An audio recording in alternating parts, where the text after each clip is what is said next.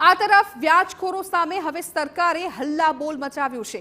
દેશમાં પ્રથમ વખત વ્યાજખોરોની મિલકત જપ્ત કરવામાં આવી છે। જી હા, કચ્છના અંજારમાં કુખ્યાત રિયા ગોસ્વામી અને આ સિવાય તેમના જે ભાઈ બહેનો છે આ ત્રિપુટીની મિલકતો જપ્ત કરવામાં આવી છે।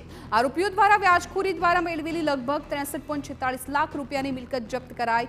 દેશના ઇતિહાસમાં પ્રથમવાર વ્યાજખોરોની મિલકત જપ્ત કરવામાં આવી। ત્યારે ગૃહ રાજ્યપ્રધાન હર્ષ સંઘવીએ પૂર્વ કચ્છ પોલીસ દ્વારા કરાયેલી કાર્યવાહીને બિરદાવી છે।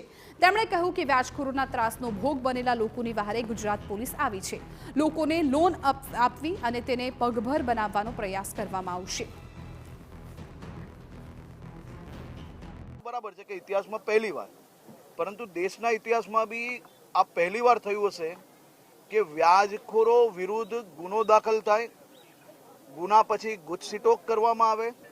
गुजसिटोक जोड़े जोड़े व्याजनी रकमथी बनावेली जे प्रोपर्टीओ छे ए प्रोपर्टीओने जप्त करवामां आवे अने आ जप्त करायेली प्रोपर्टी ए आवनारा दिवसोमां एनी हराजी बोलावीने राज्यना नागरिकोना हितमां ए रूपिया वपराय ते माटेनी व्यवस्था करवामां आवे। जमीन कौभांडमां